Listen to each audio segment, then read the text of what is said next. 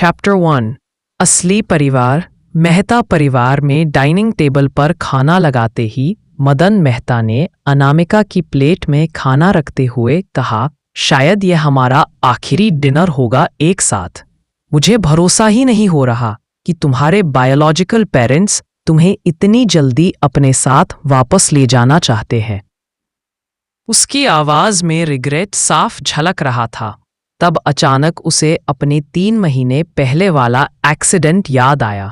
उसे urgently blood की जरूरत थी और जब अनामिका का खून लेने के बारे में सोचा गया तब डॉक्टर को यह पता चला कि उन दोनों का कोई खून का रिश्ता है ही नहीं। इस न्यूज़ ने पूरी फैमिली को शॉक कर दिया। उस एक्सीडेंट से ठीक होने के बाद मदन मेहता ने अपनी असली बेटी जीविका मेहता को काफी मेहनत से खुद ढूंढा और अनामिका, जो उनकी बेटी है ही नहीं, के बारे में उन्होंने ऑनलाइन पोस्ट कर दी ताकि उसके बर्थ पेरेंट्स को ढूंढा जा सके। कल किसी ने उन्हें कॉल करके बताया कि वह अनामिका की असली मां है और आज उसे वापस लेकर जाएगी। मैंने शेफ से कहकर तुम्हारी सारी फेवरेट डिशेस बनाई हैं, मदन ने कहा। फिर और बोला, खाना खाओ, आज तुम अपने असली बायोलॉजिकल पेरेंट्स के पास जा रही हो। किसे पता कि उनकी सिचुएशन कैसी होगी। कल के कौन से मदन को पता चला कि अनामिका के असली पेरेंट्स अभी कोई काम नहीं करते हैं और एक ऐसी जगह पर रहते हैं जहां के लोगों को अच्छा नहीं माना जाता और जहां देश के सबसे गरीब लोग रहते हैं। अगर वह वहां गई तो उसे इतना डिलिशियस खाना कभी दोबारा नहीं मिलेगा। अनामिका बिना किसी इमोशंस के वहां बैठी हुई थी। उसकी आंखें साफ थीं और वह सबकी इमोशन समझ रही थी। उसने अपना चम्मच नीचे रखते हुए कहा, मेरा हो गया। इतना कहकर वह खड़ी हुई और वहां से चली गई, जैसे उसे इस घर से कोई अटैचमेंट हो ही ना। मदन की वाइफ मीना, जो वहां बैठी हुई थी, उसकी बातें सुनते ही शिकायत करने लगी, उसे बिगाड़ना बंद करो। उसने तो तुम्हारे एफर्ट्स को अप्रिशिएट भी नहीं किया। एक बार वो अपने रियल पेरेंट्स के पास चली जाए तब उसे पता चलेगा कि जिंदगी कितनी मुश्किल हो सकती है और हम उसे यहां कितने अच्छे से रखते थे। मॉम, इतना अपसेट होने की जरूरत नहीं है।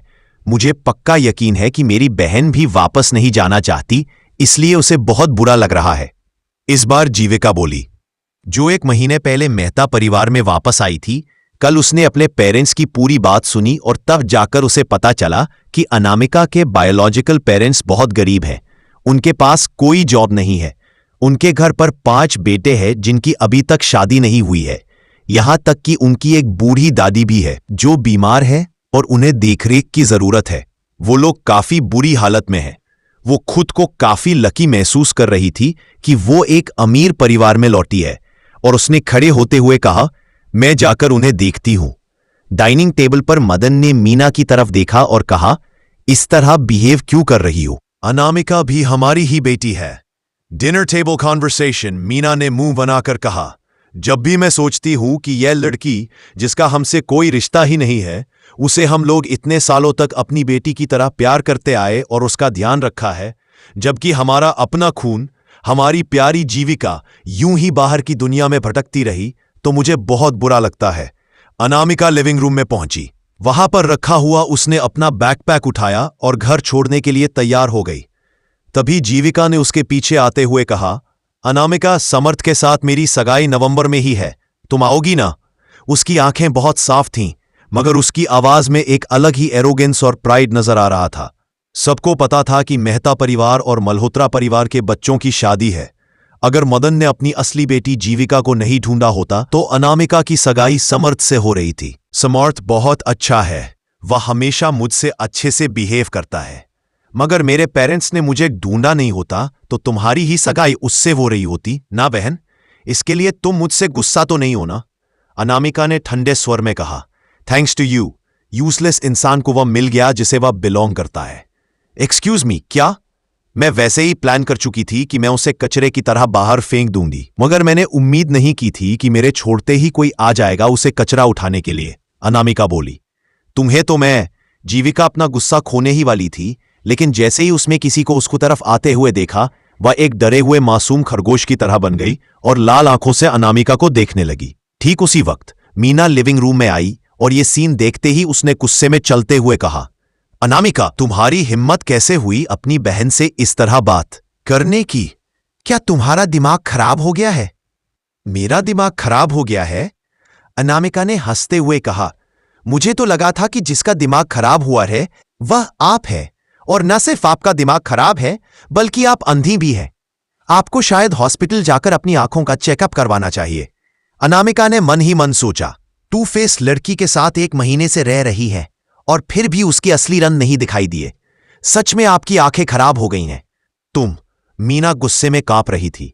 अनामिका, मैं अपना फेवरेट नेकलेस जो मेरे पेरेंट्स ने मुझे दिया था तुम्हें देना चाहती थी। आफ्टर ऑल हम बहनें हैं। अब जब हम अलग हो रहे हैं तो किसे पता कि हम दोनों एक दूसरे से मिलेंगे या फिर नहीं। जीविका ने पुरानी बातें भूलने का नाटक किया और आगे दौड़कर अनामिका को पकड़ने ही वाली थी, लेकिन उसका हाथ अनामिका के बैकपैक पर लग गया और अगले ही सेकंड कुछ ऐसा हुआ जिसकी उम्मीद किसी को नहीं थी। एक रूबी नेकलेस अनामिका के बैकपैक से गिरा। सबने क्या देखा? किसी को अपनी आंखों पर भरोसा नहीं हुआ। जीविका ने अपना मुंह कवर करके हैरान होने का नाटक करते हुए कहा, ऐसा कैसे हो सकता है? जो रूबी नेकलेस मैं अपनी बहन को देना चाहती थी वह ऑलरेडी तुम्हारे बैग में क्या कर रहा है? ये देखकर अनामिका के चेहरे पर एक डेविल स्माइल आ गई। उसे ये नाटक करने के साथ साथ एक थीफ इने का दाग भी लगाना चाहती थी। जीविका का नेकलेस तुम्हारे बैग में कहां से आया? मीना को एक पल के लिए अपनी आंखों पर भरोसा नहीं हुआ और अगले ही सेकंड उसने चिल्लाना शुरू कर दिया, मदन आइए यहां पर देखिए, यहां से जाने वाली है। लेकिन उसने जीविका का नेकलेस चुरा लिया। मुझे भरोसा नहीं हो रहा है कि इतने सालों तक हमने जिस बेटी को बड़ा किया वह एक थीफ है। मदन दौड़ते हुए वहां आया और उसने हैरानी से पूछा, क्या हो रहा है? कोई बात नहीं, जीविका ने जल्दी से सब कुछ सॉर्ट आउट करने का नाटक करते हुए कहा, वैसे भी मैं ये नेकलेस अपनी बहन को ही देने वाली थी, क्या फर्क पड़ता है? मैंने पर्सनली दिया फिर या उसने अपने आप ले लिया, एक ही बात है। एक ही बात कैसी हुई? उसने तुम्हारा नेकलेस तुम्हारी परमिशन के बिना ले लिया, इसे चोरी कहते हैं। मीना बहुत गुस्से में थी। अनामिका, तुम ऐसा कैसे कर सकती हो? आसपास की नौकरानियां भी बोलने लगी, मिस आप बहुत बड़े दिल की हैं। ये नेकलेस लाखों का है और इसे स्पेशली आपके लिए डिजाइन करवाया गया है। आपके पेरेंट्स ने एक पर्सनल डिजाइनर से इसे बनवाया है। ये पूरी दुनिया में एक ही है, यहां तक कि इस पर आपका नाम भी लिखा हुआ है और ये तो आपका फेवरेट है। उसने तो लगभग चुरा ही लिया था। आप तो उसे ब्लेम भी नहीं कर रही हैं। Celebration of rivalry. अपने आसपास के लोगों की बातें सुनकर जीविका अंदर ही अंदर बहुत खुश हो रही थी। यही तो वह चाहती थी। लेकिन उसने समझदार होने का नाटक करते हुए कहा, उसे वो नेकलेस मुझसे ज्यादा चाहिए। आसपास के लोग फिर से उसकी तारीफ करने लगे और उसकी और अनामिका को कंपेयर करने लगे। उन्हें सबको यही लग रहा था कि जीविका हर मामले में अनामिका से बेहतर है, बस अनामिका के चेहरे को छोड़कर। जीविका अनामिका से थोड़ी ज्यादा लंबी और सुंदर थी, वरना वो अनामिका को नहीं हरा सकती। मीना ने जीविका के हाथ से वो नेकलेस लिया और बोली, तुम बहुत भोली हो मेरी बच्ची। जैसे ही वो अपनी फैमिली के पास वापस जाएगी, वे लोग बहुत गरीब हैं, वे सब कुछ उसके पैसे ले लेंगे। अगर तुम ऐसे 10 नेकलेसेस उसे दोगी तो वो फिर भी संतुष्ट नहीं होंगे। इतना कहकर मीना ने घूरकर अनामिका को देखा और बोली, हमने तुम्हें बड़ा करने में अपना बेस्ट दिया है। ये नेकलेस जीविका के लिए गिफ्ट है, इसे छीनने के बारे में सोचना भी मत। मैं पुलिस को बुलाऊंगी, उससे पहले ही निकल जाओ यहां से। मॉम, जीविका ने बीच में कहा, अनामिका के पेरेंट्स के पास जॉब नहीं है और उसके 5 भाई हैं जिनकी अभी तक शादी नहीं हुई है और एक बूढ़ी दादी मां जिनका ध्यान रखना है। इस नेकलेस को बेचकर उसे कुछ पैसे मिल जाएंगे। उसे मुझसे ज्यादा इसकी जरूरत है। उसकी दरियादिली देखकर सारी नौकरानियां इमोशनल हो गईं। वह किस तरह की अच्छी और दयालु लड़की है। मॉम, जब आपने ये नेकलेस मुझे दे दिया है तो मुझे पूरा हक है ये डिसाइड करने का कि मुझे इसके साथ क्या करना है। जीविका ने मीना के हाथ से नेकलेस लिया और अनामिका के सामने रखा जैसे वह कोई खजाना हो। अनामिका, इसे ले लो। मैं तुम्हें चोरी करने के लिए ब्लेम नहीं करूंगी, वैसे भी ये तुम्हारा ही था। अनामिका ने अपनी नजर उठाकर सामने खड़ी 2 चेहरे वाली लड़की को देखा। वह काफी ध्यान से जीविका को देख रही थी, जो काफी बेवकूफ थी। इस तरह की छोटी मोटी हरकतें करके उसे फंसाने की कोशिश कर रही थी। क्या उसे फंसाने के लिए उसके पास कोई और बेहतर और स्मार्ट आइडिया नहीं था? बहन, मैं मॉम को पकड़ते रखती हूं, तुम यहां से चली जाओ। अनामिका हल्के से मुस्कुराई। उसकी गहरी आंखें सब कुछ देख रही थी। जीविका को हमेशा अनामिका की इस डेविल स्माइल से डर लगता था। अनामिका का एटीट्यूड ऐसा था जैसे वह सब कुछ कंट्रोल कर सकती है। उसके एटीट्यूड की वजह से ही कई लोग अनामिका से डर जाते थे और थोड़े गिल्टी भी। अनामिका ने वह नेकलेस लिया और हल्के से मुस्कुराई। इतना चीप रूबी नेकलेस, उसे कोई फर्क नहीं पड़ता कि किस तरह की सस्ती दुकान से लिया गया है। यह सिर्फ कुछ लाख रुपए उसकी नजरों में वर्थलेस था। जैसे ही सबको लगा कि अनामिका वह नेकलेस ले लेगी, अगले सेकंड अनामिका ने बगल में पड़े हुए कचरे के डब्बे में डायरेक्ट उस नेकलेस को फेंक दिया। उसका एक्शन इतने फास्ट और स्विफ्ट थे कि उसने एक भी सेकंड वेस्ट नहीं किया। सब लोग हैरान हो गए। थोड़ी देर शॉक रहने के बाद मीना चिल्लाई, अनामिका, तुम कर क्या रही हो? यह तुम्हारी बहन का सबसे महंगा नेकलेस था, उसने तुम्हें दिया और तुमने इसी तरह फेंक दिया। क्या जीविका ने मुझे नेकलेस दिया तो मैं उसके साथ कुछ भी कर सकती हूं? यही तो आपकी प्यारी मासूम बेटी ने अभी कहा। अनामिका ने एक मजाक उड़ाने वाली स्माइल के साथ कहा। आप लोगों ने इतने साल में कुछ भी किया है वो अपने साथ में नहीं लेकर जा रही हूं। वो अपने साथ इस तरह के सस्ते नेकलेसेस क्यों लेकर जाना चाहिए? जो भी मैंने कपड़े पहने हैं और जो भी मेरे बैकपैक में सामान है वो मैंने खुद खरीदा है। अनामिका की बातें सुनकर इग्नोर करते हुए मजाक में उड़ते हुए कहा, तुमने कहा कि यह सामान तुमने खुद खरीदा है? कितनी हंसी वाली बात है। तुम्हारे पैसे वही है ना जो तुम्हारे पेरेंट्स तुम्हें पॉकेट मनी के तौर पर देते थे? क्या मुझे एक मेड को बताना होगा कि मैं पैसे कहां से कमाती थी? तुम मेड हो जिसे इस फैमिली ने हायर किया है तो अपना काम करो। वो मेड बहुत गुस्से में थी मगर कुछ बोल नहीं पाई। ठीक है फिर। मदन ने गहरी सांस छोड़ी और स्थिति को शांत करते हुए कहा, अनामिका, टाइम हो गया है, चलो मैं तुम्हें बाहर छोड़ देता हूं। इसकी कोई जरूरत नहीं है मिस्टर मेहता। अनामिका ने इस बार उसे मिस्टर मेहता कहा। ऑब्वियसली वो मेहता फैमिली से दूरी बनाना चाहती थी। सर, क्या हमने इसके जाने से पहले इसका बैग नहीं चेक करना चाहिए? हो सकता है ये कुछ महंगी चीज चुरा कर ले जा रही हो। वो बकबक करने वाली मेड अभी भी चुप नहीं बैठी और उसने मदन से कहा। छोड़ दो, मदन ने कहा।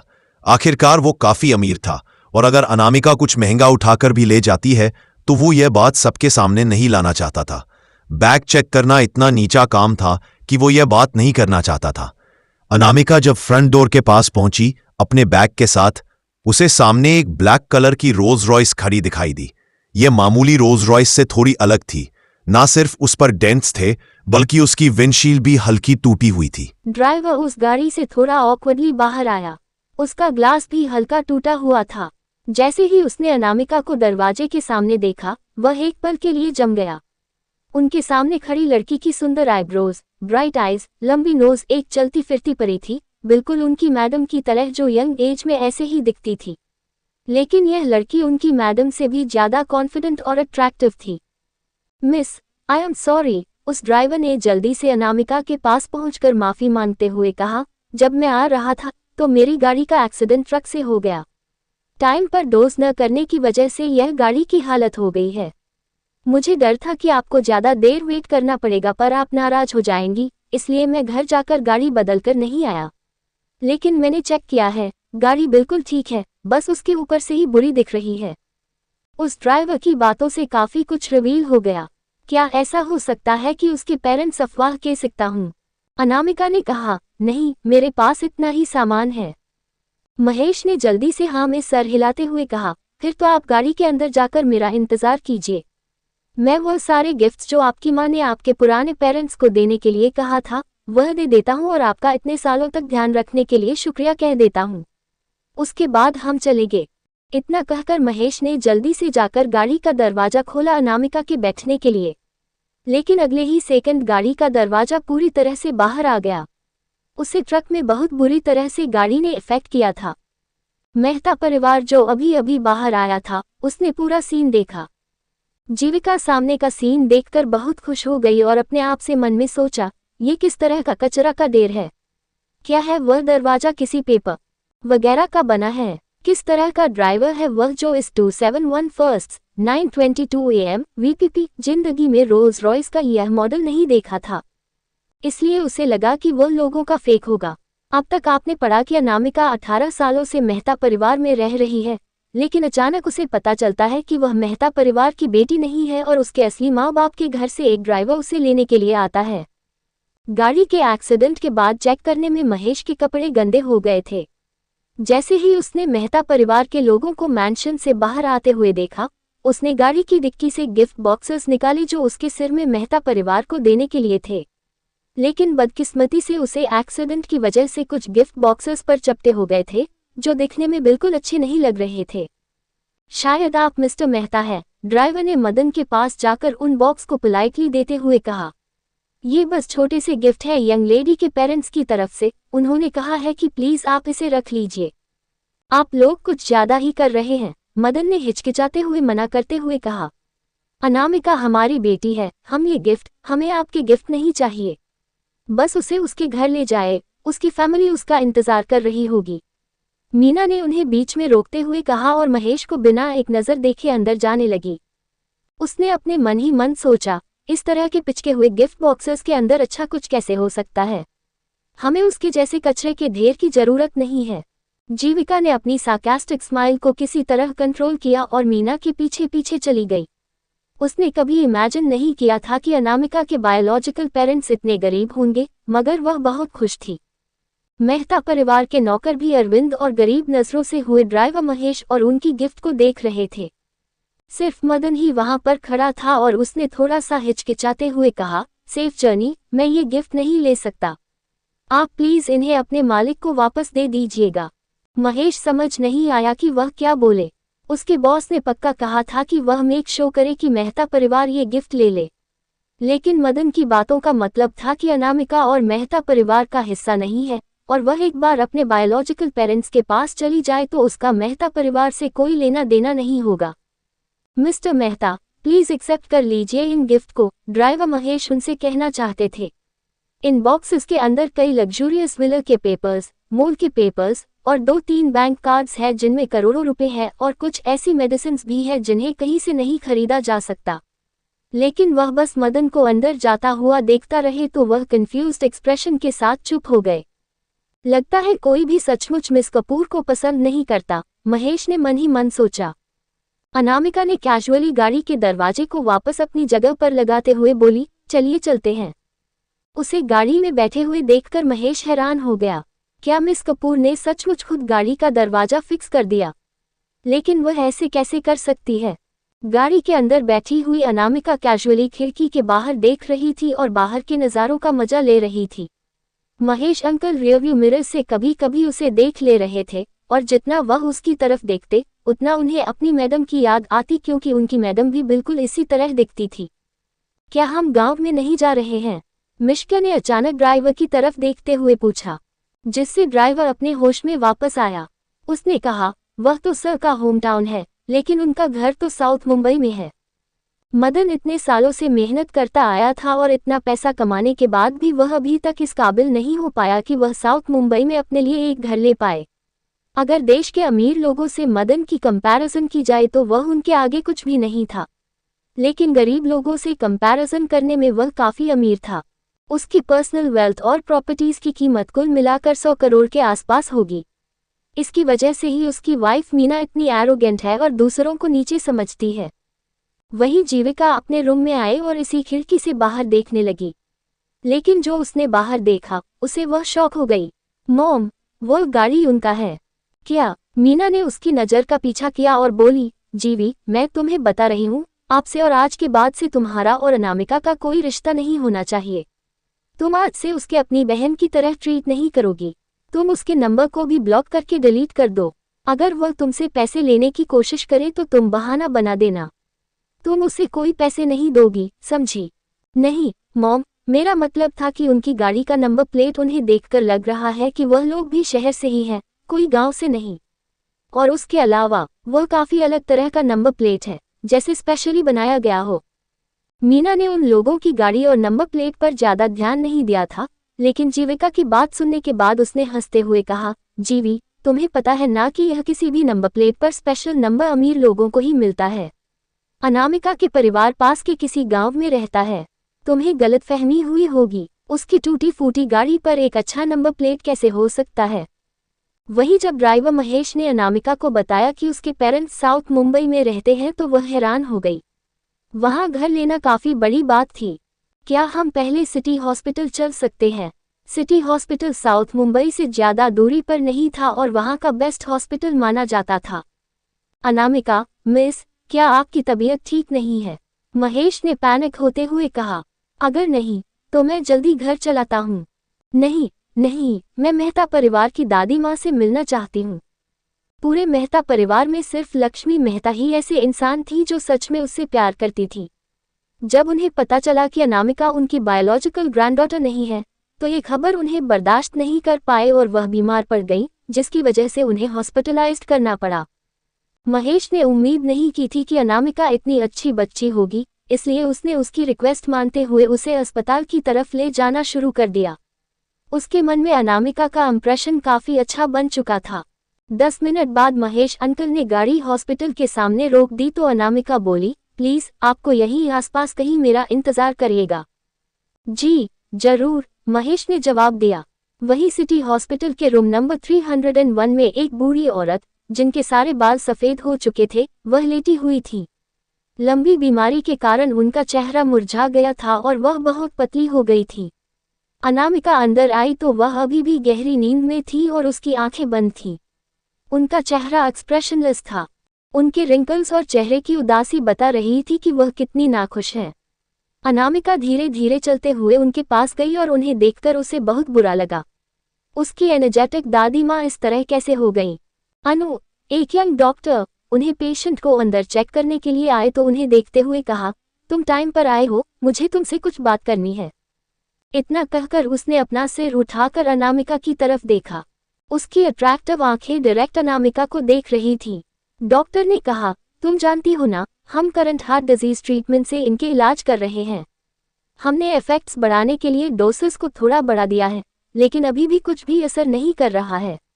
तुम किसी और से बेहतर जानती हो कि इस तरह की बीमारी के अंत में इंसान का दिल काम करना बंद कर देता है। इन्हें देखकर भी ऐसा लग रहा है जैसे अब इनके अंदर जीने की इच्छा ही नहीं है और वह अब जीना नहीं चाहती हैं। मुझे तो चमत्कार ही लग रहा है कि। लेकिन वह डॉक्टर अपनी बात खत्म कर पाता, उससे पहले ही अनामिका ने अपने पर्स से एक छोटा सा बॉटल निकालकर उसकी तरफ फेंका, लेकिन उसकी नजरें अभी भी लक्ष्मी दादी पर बनी हुई थीं। Crucial strength. राघव ने बहुत मुश्किल से दवाई का नाम सुना तो वह शॉक में चला गया और फिर बहुत मुश्किल से अपने होश में आया। उसने पूछा, अनु, तुम्हें ये कहाँ से मिला? क्या ये वह मिस्टीरियस ड्रग नहीं है जो पिछले कुछ टाइम से ब्लैक मार्केट में तहलका मचा रहा है कि ये हार्ट पेशेंट्स पर चमत्कार की तरह काम करती है? सिर्फ एक पिल की कीमत लाखों में है, लेकिन इसका ऊंचा दाम ज्यादा बड़ी बात नहीं है। मुख्य बात यह है कि यह चीज सुपर रेयर है। सिर्फ एक पिल का ऑप्शन हर महीने होता है।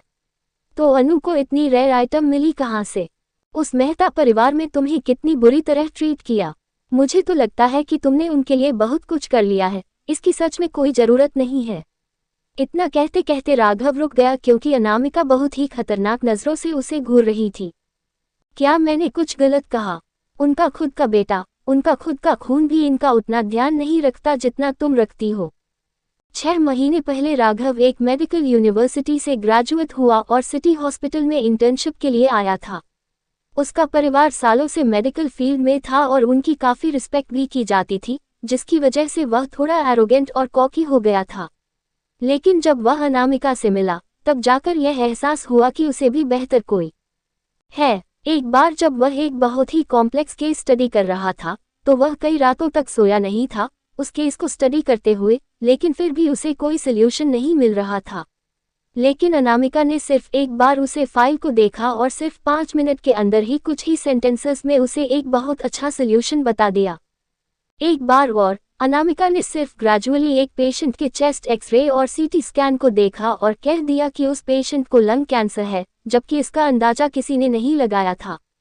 ऐसे कई इंसिडेंट्स राघव और अनामिका के बीच हो चुके थे और वह सबसे ज्यादा लक्ष्मी जी के इंसिडेंट को एडमायर करता था।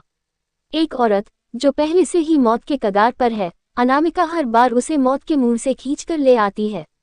अगर वह कोशिश करता तो लक्ष्मी जी को बचा नहीं पाता। अनामिका को देखकर लगता है कि वह सिर्फ एक हाई स्कूल स्टूडेंट है, लेकिन फिर भी वह हमेशा उसे शॉक करती रहती है, जिससे धीरे धीरे उसका एरोगेंस टूटकर बिखर चुका है।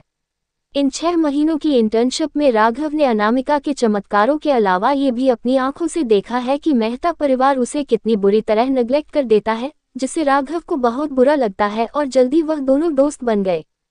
वह जानता था कि लक्ष्मी जी की कंडीशन का सबसे बेस्ट सोल्यूशन है हार्ट ट्रांसप्लांट, लेकिन उनकी उम्र और हाई ब्लड प्रेशर की वजह से वह सर्जरी नहीं करवा पाएंगे। अब अनामिका ने जब उन्हें क्रूशियल स्ट्रेंथ दे दी है तो उसे उम्मीद है कि उनकी फिजिकल कंडीशन काफ़ी इम्प्रूव हो जाएगी, वरना वह किसी भी वक्त मर सकती थी। लेकिन मेहता परिवार में से किसी को भी इस बात की खबर तक नहीं थी। उन्हें बस यही लगता था कि हॉस्पिटल के बिल्स भर देने से और लक्ष्मी जी को एक्सपेंसिव वार्ड में रख देने से उनकी जिम्मेदारी खत्म हो गई है। अगर मेहता परिवार इनका ध्यान रखना चाहता तो वह लोग पक्का इन पर कुछ लाख रुपए भी खर्च नहीं करते। ऑल राइट, इन पर अच्छे से नजर रखना। अनामिका ने अपनी लक्ष्मी दादी की तरफ देखा और प्यार से मुस्कुराते हुए बोली, दादी मुझे जाना होगा। वह यहाँ ज्यादा देर रह नहीं सकती थी। अगर लक्ष्मी दादी उठ गई और उन्होंने उसे देख लिया तो वह और उदास हो जाएंगी। अगर उनकी कंडीशन और बिगड़ गई तो हैंडल करना मुश्किल हो जाएगा। राघव ने उसे देखा और धीरे से बोला, मैं समझ गया, तुम चिंता मत करो। अनामिका ने धीरे से हाँ में सिर हिलाया और अपनी दादी की तरफ देखा। भले ही उसे बहुत कुछ कहना था और बहुत बातें करनी थी अपनी दादी से, लेकिन वह फिर भी रूम नंबर 301 से निकल गई। वहीं दूसरी तरफ कुछ डॉक्टर और नर्स आसपास भाग रहे थे और वे बहुत बेचैन थे। क्या हो रहा है? देवेंद्र जी की कंडीशन अचानक से इतनी सीरियस कैसे हो गई? वह कई दिनों से अपनी दवाइयाँ लेने से मना कर रहे हैं और फोर्स कर रहे हैं कि उनका पोता आएगा तभी वह दवाई लेंगे। क्या बकवास है? जैसे ही अनामिका रूम नंबर 301 से निकली, वह किसी एक डॉक्टर से टकरा गई। उन लोगों को रूम नंबर 306 की तरफ भागता हुआ देखकर अनामिका भी थोड़ी सी आगे बढ़ी तो उसने देखा कि एक 70-75 साल के ओल्ड इंसान बेड पर लेटे हुए हैं और उनकी हालत बिल्कुल ठीक नहीं लग रही है। इन्होंने जानबूझकर अपनी दवाइयाँ बंद कर दी हैं। क्या यह अपनी जान से नहीं खेल रहे हैं? अब हमें क्या करना चाहिए? क्या हम उनकी फैमिली को बता दें?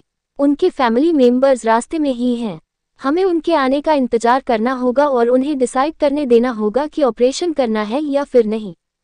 अनामिका, जो रूम नंबर 306 के दरवाजे पर शांति से खड़ी थी, उसने धीरे से कहा, जब तक उनकी फैमिली यहाँ आएगी तब तक यह ऑलरेडी इतनी सिचुएशन खराब हो चुकी होगी कि बचाया नहीं जा सकेगा।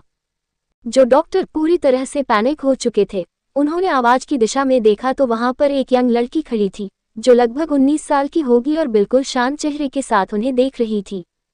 उसकी आंखें बिल्कुल ब्राइट और क्लियर थी और नजरें सख्त थीं। छोटी बच्ची, तुम्हें क्या पता है? एक मेल डॉक्टर ने उसे देखते हुए कहा, क्योंकि उन्हें लगा कि वह एक बच्ची। यह उनकी हालत बहुत सीरियस है। अगर हम श्योर होते तो हम अभी उन्हें बचा लेते। वह लोग उनकी फैमिली का इंतजार सिर्फ इसलिए कर रहे थे क्योंकि उनके पास कोई ऑप्शन नहीं था। अनामिका ने एक आईब्रो उठाकर उन्हें देखा और कैजुअली पूछा, रूमेटिक हार्ट डिजीज, क्या ये इतनी सीरियस बात है? क्या तुम इन्हें देखकर बता सकती हो कि नहीं कौन सी डिजीज है? वह डॉक्टर हैरान हो गया और एक फीमेल डॉक्टर जो थोड़ी उम्र में बड़ी थी वह भी हैरान हो गई और उसने पूछा, क्या इस बच्ची को मेडिसिन आता है? अब जब तुम्हें पता चल गया है कि यह रूमेटिक हार्ट डिजीज है तो तुम्हें ये भी पता होगा कि यह किस तरह की डिजीज है।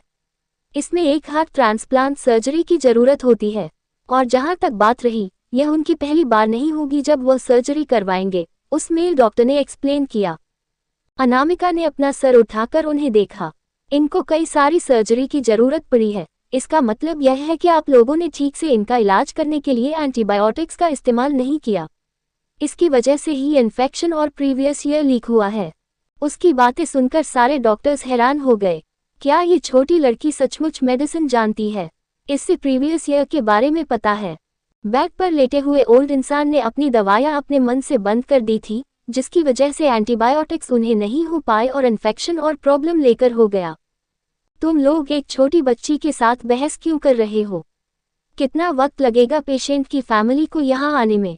जिस उम्रदराज डॉक्टर ने कहा, उनका नाम विजय था, जो यहाँ के मोस्ट सीनियर हार्ट स्पेशलिस्ट थे। उन्होंने काफी अथॉरिटी के साथ बात कही।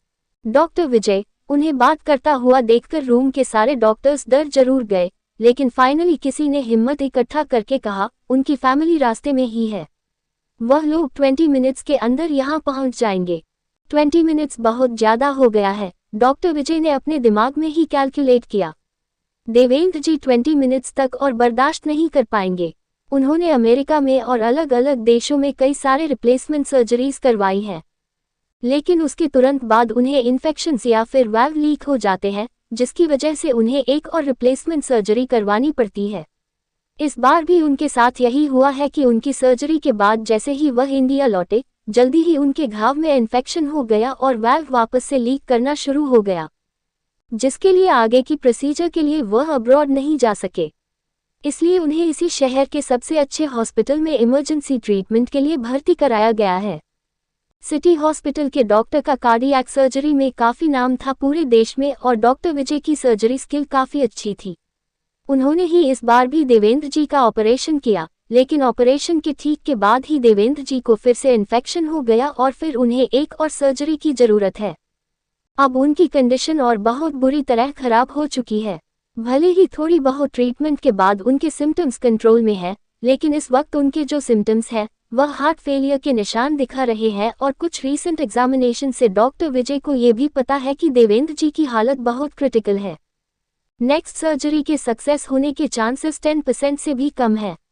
इसलिए वह लोग इस वक्त उनकी फैमिली के आने का इंतजार के अलावा और कुछ नहीं कर सकते थे। अनामिका करेगी सर्जरी। अब तक आपने पढ़ा कि अनामिका मेहता परिवार की ग्रैंड में अपनी दादी माँ से मिल हॉस्पिटल जाती है, तो वहां उसे देवेंद्र सिंघानिया बहुत ही क्रिटिकल हालत में दिखाते हैं। अब आगे अगर फैमिली ने कॉन्सेंट फॉर्म पर साइन कर दिया तो सारे डॉक्टर सर्जरी कर सकते थे। भले ही वह पेशेंट को बचा नहीं पाए तो उन पर जिम्मेदारी नहीं आएगी, क्योंकि उन्होंने अपना बेस्ट दिया था। लेकिन इस वक्त देवेंद्र जी की करंट कंडीशन को देखकर कोई भी उनकी फैमिली के आने का इंतजार नहीं कर सकता था। अगर इसी वक्त कोई एक्शन नहीं लिया गया तो वह ठीक 10 मिनट में अपनी सांस लेना बंद कर सकते थे।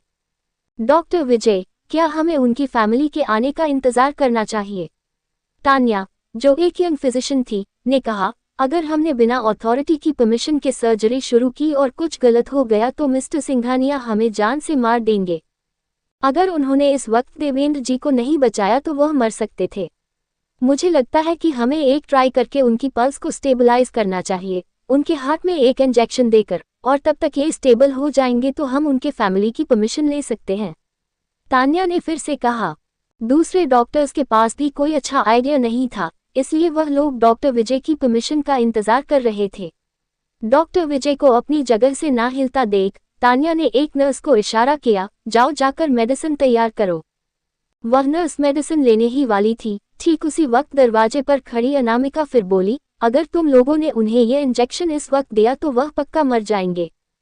जैसे ही वह मेडिसिन देवेंद्र जी की बॉडी में जाएगी, कोई भी डॉक्टर उन्हें नहीं बचा पाएगा, क्योंकि देवेंद्र जी की अभी की फिजिकल कंडीशन काफ़ी खराब थी और वह इतनी हाई डोज के शॉक के इफेक्ट को हैंडल नहीं कर पाएंगे। और उसे इंजेक्शन के शरीर के अंदर जाते ही आधे घंटे के अंदर ही वह सांस लेना बंद कर देंगे और कोई भी उन्हें किसी तरह नहीं बचा पाएगा। हो कौन तुम? यहाँ से दूर रहो, हम बहुत बिजी हैं और हमारे पास बातें करने का वक्त नहीं है। सामने खड़ी लड़की को देखकर तान्या शुरू से ही चिढ़ी हुई थी। उसे लग रहा था कि यह लड़की परेशानी खड़ी करने आई है। बेकार डॉक्टर्स। अनामिका और अपना टाइम वेस्ट नहीं करना चाहती थी, इसलिए उसने छोटा सा शब्द कहा और वहां से जाने लगी। लेकिन ये बात तान्या ने सुन ली और वह बोली, तुम होती कौन हो हमें बेकार डॉक्टर कहने वाली? वहीं रुक जाओ। तान्या, देखो, एक छोटी लड़की के साथ लड़ाई शुरू मत करो। देवेंद्र जी की कंडीशन इस वक्त ज्यादा इंपॉर्टेंट है। किसी दूसरे डॉक्टर ने एडवाइस दी। उसने मुझे बेकार कहा। तान्या बहुत गुस्से में थी और अनामिका की तरफ देखते हुए उसकी आंखें जल रही थी। वह डॉक्टर के ग्रुप में सबसे ज्यादा यंग और टैलेंटेड फिजिशियन थी, जिसे कोई अवार्ड जीते थे और उसकी हमेशा ही तारीफ होती रहती थी। ये छोटी सी लड़की उसकी मेडिकल स्किल्स पर सवाल उठा रही है। वह अभी बची है, उसे सिचुएशन समझ में नहीं आ रही है। तुम मुझसे क्यों परेशान हो रही हो? एक डॉक्टर ने बेचैन होकर कहा। वह इस वक्त सबसे ज्यादा ये सोचकर परेशान थे कि यहाँ बेड पर लेटे हुए पेशेंट की कंडीशन को कैसे ठीक किया जाए। वह लोग इस पेशेंट को हॉस्पिटल में मरने नहीं दे सकते थे, क्योंकि अगर ऐसा हुआ तो यहाँ मौजूद हर एक इंसान की जान भी जाएगी। इस वक्त ना वह लोग ऑपरेशन कर सकते थे और न ही उन्हें इसी तरह मरने के लिए छोड़ सकते थे। अभी सिर्फ एक ही ऑप्शन था, वह था या तो बेहोशी का इंजेक्शन या फिर हार्ट शूटिंग इंजेक्शंस। तुमने किसे बेकार डॉक्टर कहा? तान्या अभी भी अनामिका को जाने देने के लिए तैयार नहीं थी और वह उसके सामने जाकर बोली, चलो मैं सुन रही हूँ। मैं तुम्हारे अलावा और किसे बेकार डॉक्टर कहूंगी। अनामिका तान्या की तरफ देख रही थी, मगर वह इस छोटी डॉक्टर को बिल्कुल सीरियसली नहीं ले रही थी। तान्या इतने गुस्से में थी कि वह पागल होने वाली थी। अनामिका ने अपने हाथों को फोल्ड किया और कैजुअली बोली, इस पॉइंट पर सिर्फ सर्जरी ही एक ऑप्शन है। सर्जरी? जितना तुम बोल रही हो उतना आसान है क्या? तान्या ने गुस्से में हंसते हुए कहा, जो यहाँ पेशेंट लेटा हुआ है ना, उसकी पहले ही 4 हार्ट सर्जरीज हो चुकी हैं। कोई भी हार्ट मसल्स ऐसी नहीं बची है जिनका ऑपरेशन ना किया गया हो। इसमें कोई भी ऐसा हॉस्पिटल नहीं है या फिर कोई भी ऐसा डॉक्टर नहीं है जो इनकी 5वीं बार सर्जरी करने के लिए तैयार हो जाए। भूल जाओ तान्या। वह मेल डॉक्टर सब कुछ शांत करना चाहता था, लेकिन अब तक तान्या का गुस्सा उसके कंट्रोल से बाहर हो चुका था। इस पेशेंट की कंडीशन आज से पहले मेडिकल हिस्ट्री में कभी नहीं देखी गई है, डोमेस्टिक में भी नहीं और ना ही इंटरनेशनली। तुम ये कह सकती हो कि उनकी कंडीशन बहुत ही रेयर है और अब तक पहली बार किसी की हुई है। तान्या ने एक एक बात पर जोर देते हुए कहा, क्या तुम्हें एहसास भी है कि उनकी सर्जरी करना कितना डिफिकल्ट होने वाला है? हमने कई सारे जाने माने हार्ट सर्जन्स को कंसल्ट किया, कंट्री के अंदर भी और कंट्री के बाहर भी, लेकिन किसी के पास भी इनका इलाज नहीं है। अनामिका ने एक आईब्रो उठाते हुए कहा, इसलिए क्योंकि तुम बेकार हो। तो तुम्हें क्या लगता है कि तुम उन्हें बचा सकती हो, ओवर कॉन्फिडेंट छोटी बच्ची? तान्या ने उसका मजाक उड़ाते हुए कहा, तो फिर कोशिश कर लो। अनामिका ने पीछे लेटे हुए ओल्ड इंसान को देखा और बहुत ही कॉन्फिडेंस से कैजुअली बोली, तुम लोग मेरी सर्जरी की फीस अफोर्ड नहीं कर पाओगे। तान्या को ये बात काफी फनी लग रही थी। वह बोली, ये जो है लेटे हैं ना, कोई आम इंसान नहीं है। कितना भी पैसा हो उनके लिए कोई बड़ी बात नहीं होगी। अगर तुम उनकी जान बचा सकती हो तो पैसा प्रॉब्लम नहीं है। और मैं भी तुम्हारे सामने घुटनों के बल बैठकर माफी मांगूंगी और तुम्हें भगवान कहूंगी। अनामिका ने एक आईब्रो उठाए और कहा, ऑलरेडी तुमने ही कहा है, तुम बहुत ओवर कॉन्फिडेंट हो। अनामिका ने उसकी बातों को सीरियसली नहीं लिया और बोली, क्या तुमने अपना हाई स्कूल भी खत्म किया है? क्या तुम्हें पता है कि हार्ट होता कहाँ है? सर्जरी एक चाकू लेकर इधर उधर कट लगाने को नहीं कहते हैं।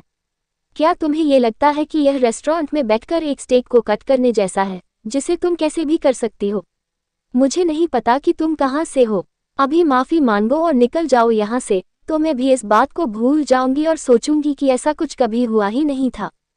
अनामिका ने तान्या के वर्क बैच को देखा और काफी सख्त एक्सप्रेशन के साथ कहा, तुम कार्डियोलॉजी में एसोसिएट के फिजिशियन हो और तुम्हें ये भी नहीं पता कि आर्टिफिशियल वाल्व रिप्लेसमेंट सर्जरी कैसे परफॉर्म करते हैं, और तुम ये चाहती हो कि मैं तुमसे माफी मांगूं? तुमसे एक डॉक्टर कहना ही डॉक्टर शब्द की बेइज्जती है। क्या तुम लोगों ने सुना कि इस शैतान लड़की ने क्या कहा? तान्या गुस्से में अपने दांत पीस रही थी। तभी एक दूसरी फीमेल डॉक्टर ने अपने आप से कहा, उसे एक्चुअली पता है कि आर्टिफिशियल वाल्व रिप्लेसमेंट सर्जरी क्या होती है। इतनी प्रोफेशनल टर्म इतनी छोटी सी लड़की के मुंह से सुनकर वह लोग हैरान थे। क्या उसे सचमुच मेडिसिन की नॉलेज है? कुछ मेल डॉक्टर्स को भी यह रियलाइज हुआ और वह अनामिका को हैरानी और शौक से देखने लगे और धीरे से तान्या से बोले, क्यों ना हम इसे ही ट्राई करें, शायद इसके पास कोई रास्ता हो। क्या तुम्हारा दिमाग खराब हो गया है? क्या तुम एक्चुअली इस छोटी लड़की की बातों पर भरोसा कर रहे हो? तान्या अपनी बात खत्म कर पाती तभी उसने दूसरे डॉक्टर की आवाज सुनी, अगर कुछ भी गलत हुआ तो हम सारा दोष इसके ऊपर डाल सकते हैं। ये हमारे हॉस्पिटल की डॉक्टर नहीं है। तान्या ने पीछे मुड़कर देखा और धीमी आवाज में कहा, क्या तुम्हें पता भी है कि यह लड़की कितनी उम्र की है? अगर कुछ भी हुआ तो ऐसे ही किसी अनजान को सर्जरी करने देने के लिए हम रिस्पॉन्सिबल होंगे। क्या तुम लोगों को लगता है कि यह छोटी सी लड़की सर्जरी कर पाएगी? फिर उसने मुड़कर अनामिका को देखा और बहुत ही गुस्से में बोली, अगर इसे सचमुच इस चीज की कोई नॉलेज होती तो अब तक फेमस हो चुकी होती और वह इस जगह को चला रही होती। क्या हमारी इस जगह पर होने की जरूरत भी होती? एक मेल डॉक्टर ने हेल्पलेस होकर कहा, मगर इस वक्त हमारे पास कोई बेटर ऑप्शन भी नहीं है। हो सकता है सक्सेसफुल भी हो, एक फीमेल डॉक्टर ने केयरफुल सजेशन दिया, हमें डॉक्टर राघव से उनके ओपिनियन के बारे में पूछना चाहिए। पूरे अस्पताल में डॉक्टर राघव एक बहुत ही ब्रिलियंट डॉक्टर माने जाते थे, लेकिन डॉक्टर राघव हमेशा अपने मन की करते हैं और देवेंद्र जी उनके पेशेंट नहीं हैं, तो वह हमारी मदद के लिए अपनी एक उंगली भी नहीं उठाएंगे। तान्या भी यह बात बहुत अच्छे से जानती थी, इसलिए वह डॉक्टर राघव के पास कभी मदद के लिए नहीं जाती थी। डॉक्टर राघव बहुत गुस्से वाले थे और अगर उन्हें गुस्सा आ जाए तो वह किसी के सामने बिना किसी परवाह के बेइज्जती कर सकते थे। अब हमें क्या करना चाहिए? उन सारे डॉक्टर्स की आवाज ज्यादा भारी नहीं थी, मगर वार्ड के बाहर कुछ लोग इकट्ठा होने लगे थे और आपस में बातें करने लगे थे। डॉक्टर विजय को डर था कि ये सब कॉम्प्लिकेटेड हो जाएगा, इसलिए उसने एडवाइस अनामिका को कहा, मिस, यह ऑपरेशन बहुत ही सीरियसली कॉम्प्लिकेटेड है। मेरे जैसे एक्सपर्ट प्रोफेसर, जिसके पास कई सालों का एक्सपीरियंस है, वह भी सक्सेस की गारंटी नहीं दे सकता। देवेंद्र जी की करंट कंडीशन को जीनियस डॉक्टर मीक के अलावा कोई भी उन्हें इस ऑपरेशन में जिंदा नहीं बचा सकता। ऐसी बात नहीं है कि हम ऑपरेशन करना नहीं चाहते, बस बात यह है कि हम उसके काबिल नहीं हैं, इसलिए हम मदद नहीं कर पाएंगे। उस पेशेंट को बेसिक इंजेक्शन देना और थोड़ी देर के लिए शांत करना ही इस वक्त कर सकते हैं, जब तक उनकी फैमिली जाकर कॉन्सेंट फॉर्म पर साइन ना कर दे। तब जाकर हम उनके ट्रीटमेंट पर फोकस कर पाएंगे। यहाँ पर खड़ा हर एक डॉक्टर मिस्टर सिंघानिया के इन्फ्लुएंस से डरा हुआ था। वह लोग बिना उसकी मर्जी के देवेंद्र जी को उंगली तक नहीं हिला सकते थे। क्या आपने कहा कि यह सक्सेसफुल सर्जरी हो जाने पर पैसे मिलेंगे? अनामिका ने अचानक पूछा। हाँ, डॉक्टर विजय थोड़ा हैरान हुए, लेकिन उन्होंने जल्दी जवाब दिया, ऑफ कोर्स कोई फर्क नहीं पड़ता कि देवेंद्र जी को कौन बचाएगा, लेकिन अगर वह सेफ होते हैं तो पैसों की कोई भी प्रॉब्लम नहीं थी। अनामिका ने मेहता फैमिली के लिए अपनी स्किल की मदद से बहुत सारा पैसा कमाया था, मगर वह सब कुछ मेहता फैमिली के पॉकेट में चला गया और उसके ऊपर से लक्ष्मी दादी के मेडिकल फीस, जिसकी वजह से अनामिका ने लगभग अपनी सारी सेविंग्स खत्म कर दी थी। अगर वह इस छोटी सी सर्जरी से पैसे कमा सकती है तो यह एक बहुत अच्छा आइडिया होगा। डॉक्टर विजय ने अनामिका की उन चमकते हुए आंखों में कॉन्फिडेंस देखा और उसका ऑरा भी बहुत स्ट्रांग था, इसलिए वह खुद को रोक नहीं पाए और उन्होंने पूछा, तुम सचमुच मेडिसिन जानती हो? अनामिका ने मुस्कुराकर कहा, स्कैल्पल हैंडल करना कोई बड़ी बात नहीं है। आप इन्हें कैसे बचाने के बारे में सोच रही हो?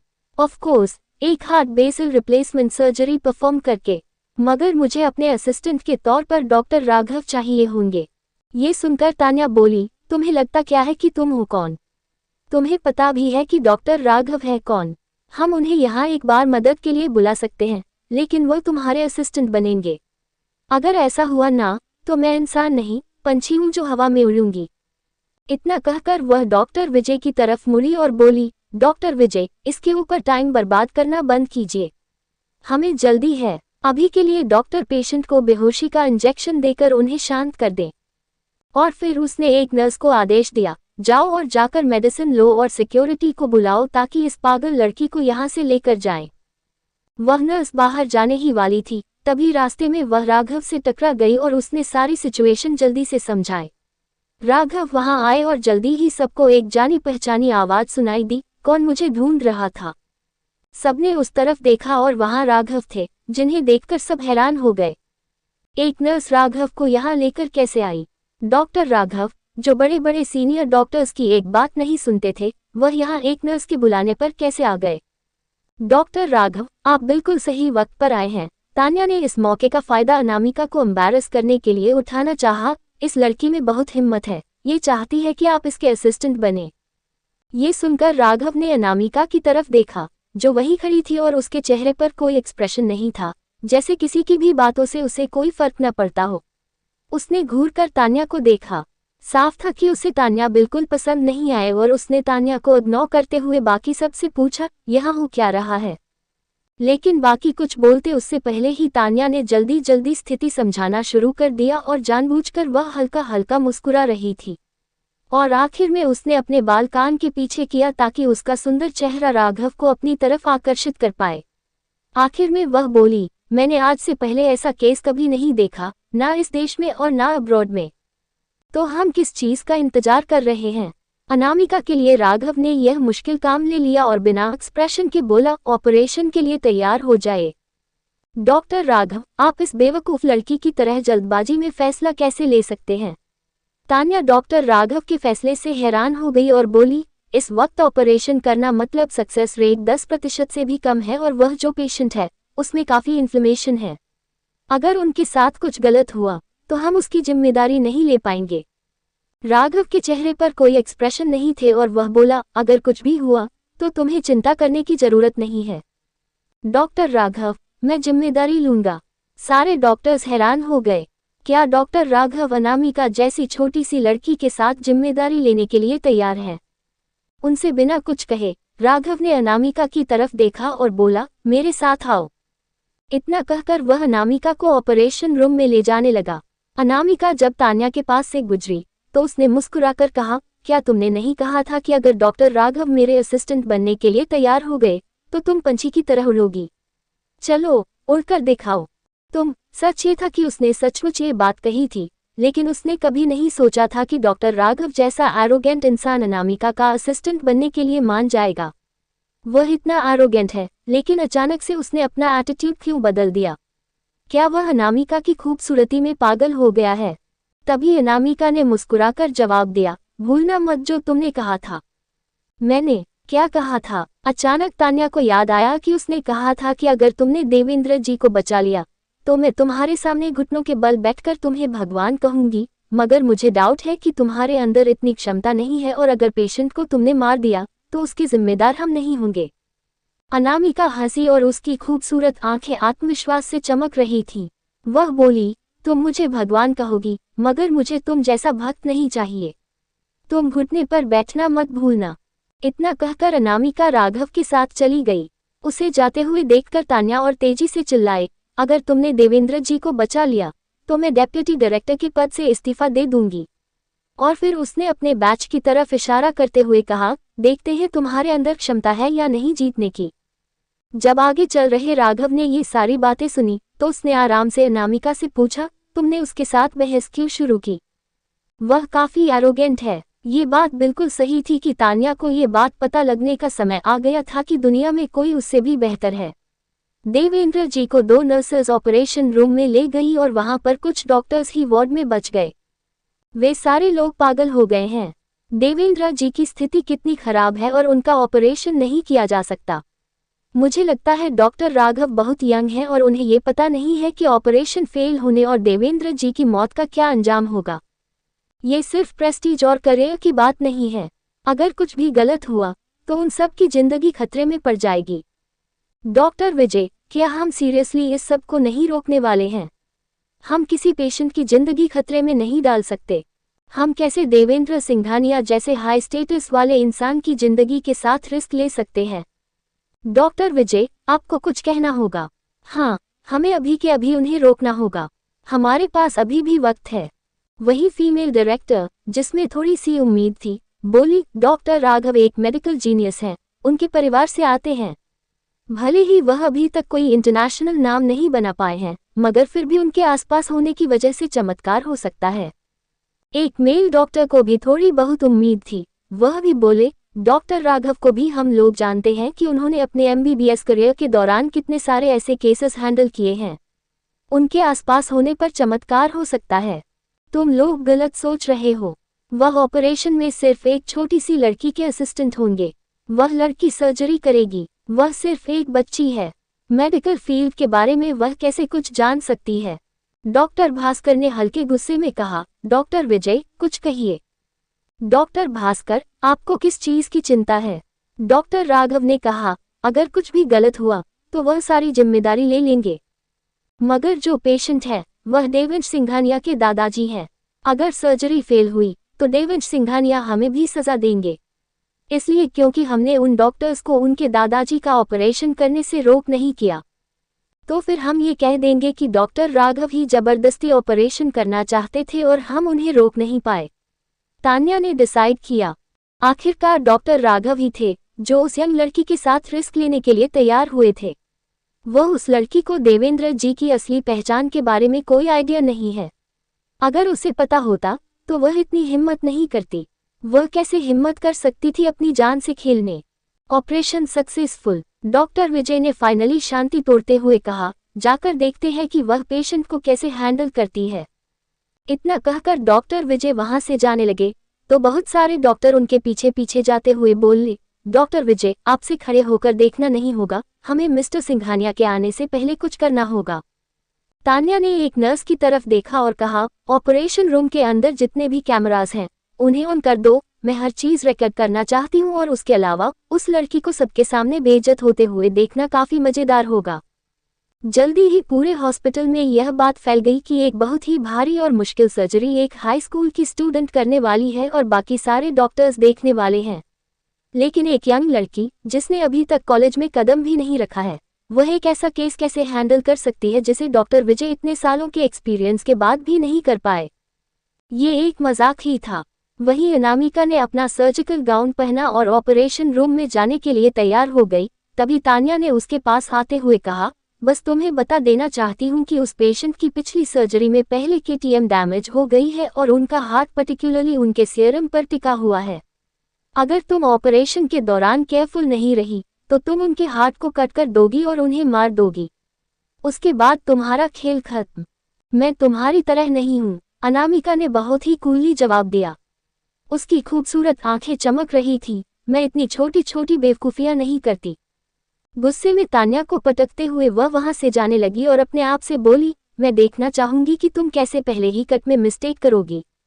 वहीं दूसरी तरफ ऑब्जर्वेशन रूम डॉक्टर से भरा हुआ था और सब लोग एक यंग लड़की को सर्जरी के लिए आते हुए देखकर हैरान थे। डॉक्टर विजय, ये लड़की आई कहाँ से है? क्या आप सचमुच उसे यह हरकत करने देंगे? इसे देखकर लगता है कि वह अभी तक कॉलेज में भी नहीं होगी और जो पेशेंट है वह मिस्टर सिंघानिया के दादाजी हैं। अगर उन्हें कुछ भी हो गया तो हम सब मारे जाएंगे। उसे स्पॉटलाइट में आना बहुत पसंद है और डॉक्टर राघव भी उसकी खूबसूरती के जाल में फंसकर उसकी मदद कर रहे हैं, तो हमें क्यों परेशान होना है? तान्या वहां खड़ी होकर अपने हाथ बांधे हुए बड़े से ग्लास विंडो के जरिए अनामिका को सार्कास्टिक स्माइल के साथ देख रही थी। अनामिका ने अपना सर्जिकल मास्क पहना और उसकी खूबसूरत और ब्राइट आंखें कॉन्फिडेंस से भरी हुई थी। वह बोली, adjust body position, start dynasty, disinfect the skin, pass me the scalpel. Anamika ने एक बहुत ही प्रोफेशनल ऑर्डर में राघव को ऑर्डर देना शुरू किया। ऑब्जर्वेशन रूम में खड़े सारे डॉक्टर्स हैरान हो गए। क्या इससे पता भी है वह क्या कर रही है? वह बिल्कुल सही स्टेप्स फॉलो कर रही है। क्या वह सचमुच देवेंद्र जी को बचा सकती है? तान्या ने मजाक उड़ाते हुए कहा, शायद इसने ये सब टीवी सीरियल्स और मूवीज से देखा होगा। अपनी उम्मीदों को ज्यादा मत बढ़ाइए। अगर उसके सामने खड़ी ये लड़की सच में जिंदगी बचा सकती तो इतने सारे डॉक्टर्स की पढ़ाई की जरूरत ही क्या है? वहीं जब बाहर खड़े सारे डॉक्टर्स ने अनामिका को लेफ्ट हैंड से स्कैल्पल पकड़ते हुए देखा तो वह और भी हैरान हो गए। क्या हो रहा है? क्या वह लेफ्ट हैंडेड है? लेकिन left handed surgeons right handed की तरह स्टेडी नहीं होते। अगर वह एक राइट हैंडेड लड़की है और जानबूझकर अपना लेफ्ट हैंड इस्तेमाल कर रही है तो वह पागल हो गई है। मुझे नहीं लगता कि वह इस सब बातों को सीरियसली ले रही है। शायद वह ये सर्जरी करना ही नहीं चाहती थी। डॉक्टर विजय, आप एक छोटी बच्ची की बात पर भरोसा कैसे कर सकते हैं? हम खत्म होने वाले हैं। वहां खड़े किसी भी डॉक्टर में इतनी हिम्मत नहीं थी कि वह इतनी बड़ी सर्जरी के लिए अपने लेफ्ट हैंड का इस्तेमाल करें। वहीं राघव भी अनामिका को उसका लेफ्ट हैंड इस्तेमाल करते देखकर हैरान था। उसे याद था कि अनामिका राइट हैंडेड है। क्या उसके राइट हैंड में चोट लगी है? और इसके अलावा यह कोई normal heart valve replacement surgery नहीं थी। देवेंद्र जी के हार्ट का स्ट्रक्चर थोड़ा अलग था। लेकिन अनामिका ने पहला सेक्शन बिना किसी हेजिटेशन के किया, जिसे देखकर सब लोग शॉक थे। कोई एक्सपीरियंस्ड सर्जन भी ऐसे करने की हिम्मत नहीं करता। ये सब करते हुए एक छोटी सी लड़की इतनी शांत और कंपोज कैसे हो सकती है? मुझे अपनी आंखों पर भरोसा नहीं हो रहा है। उसका पहला कट बिल्कुल एग्जैक्ट जगह पर था। वह फास्ट, स्टेडी और रूथलेस है। यहाँ तक कि तान्या भी हैरान थी और वह बोली, ऐसा कैसे पॉसिबल हो सकता है? अनामिका ऐसा कैसे कर सकती है? अनामिका ने देवेंद्र जी का हार्ट देखा, जो काफी धीमी गति से धड़क रहा था और वे सिर्फ स्टर्नम से जुड़े हुए थे। राघव ने सिचुएशन की गंभीरता को देखते हुए सोचा कि शायद अनामिका को आगे क्या करना है यह नहीं पता होगा। लेकिन अनामिका पूरे वक्त बिल्कुल शांत थी और हर एक डिटेल को परफेक्टली इस्तेमाल कर रही थी। वीडियो को जूम करो। डॉक्टर शॉक थे, लेकिन क्यूरियस भी थे कि अनामिका अगला स्टेप कैसे लेती है। इस वक्त अनामिका इस सर्जरी के सबसे चैलेंजिंग पार्ट पर थी। देवेंद्र जी की कंडीशन के हिसाब से एक्सपीरियंस्ड सर्जन्स को भी ये करने में काफी घंटे लग जाते, मगर उलट अनामिका के लिए यह आधा घंटा ही था। वह इतनी फोकस्ड थी कि कोई भी चीज उसका ध्यान नहीं भटका सकती थी। सब लोगों ने अपनी सांसें रोकी हुई थी। ये सबसे क्रिटिकल वक्त था। एक भी गलती और पेशेंट की जान जा सकती थी। अचानक से कुछ लोगों का ग्रुप वहां आया और जो आदमी उस ग्रुप के सामने चल रहा था वह तकरीबन 20-22 साल का था, लेकिन उसका ऑरा बहुत ही पावरफुल था।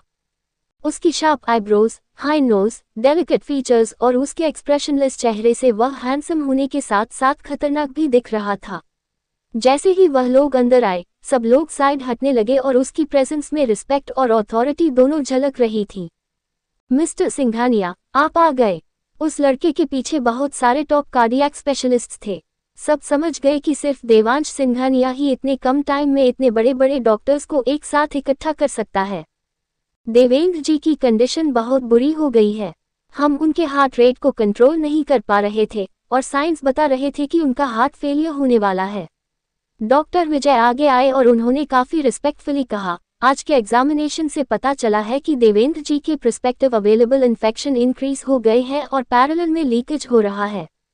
वह लड़की कौन है? देवांश की नजर अनामिका पर गई और उसकी आंखें ठंडी और शार्प थीं।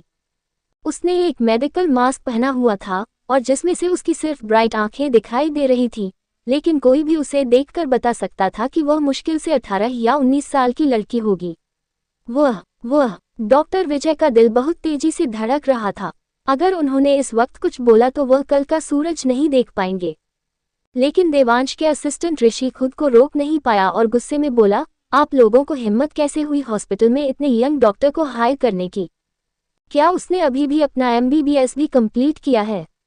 मैंने रास्ते में सुना था कि कोई हाई स्कूल स्टूडेंट बड़ी सर्जरी करना चाहती थी। क्या ये वही लड़की है? क्या सिटी हॉस्पिटल पूरी तरह से बर्बाद हो चुका है कि उसमें हिम्मत आ गई कि वह जाकर देवेंद्र सिंघानिया का ऑपरेशन कर रही है? चाहे उसके पास क्वालिफिकेशन और एक्सपीरियंस हो या ना हो, मुझे लगता है यहाँ खड़े हर एक डॉक्टर और हर एक इंसान का दिमाग खराब हो गया है। असिस्टेंट ऋषि, ऐसी बात नहीं है। डॉक्टर विजय इतने डरे हुए थे कि उनके पैर कांप रहे थे और एक्सप्लेन करने में उनके मुंह से एक शब्द भी नहीं निकल पा रहा था। ऑब्जर्वेशन रूम में खड़ा हर एक डॉक्टर पैनिक कर रहा था और उन्हें नहीं पता था कि आगे क्या करना है। भले ही तान्या बहुत ज्यादा डरी हुई थी, फिर भी उसने अपनी हिम्मत इकट्ठा की और बोली, ये डॉक्टर राघव का डिसीजन था।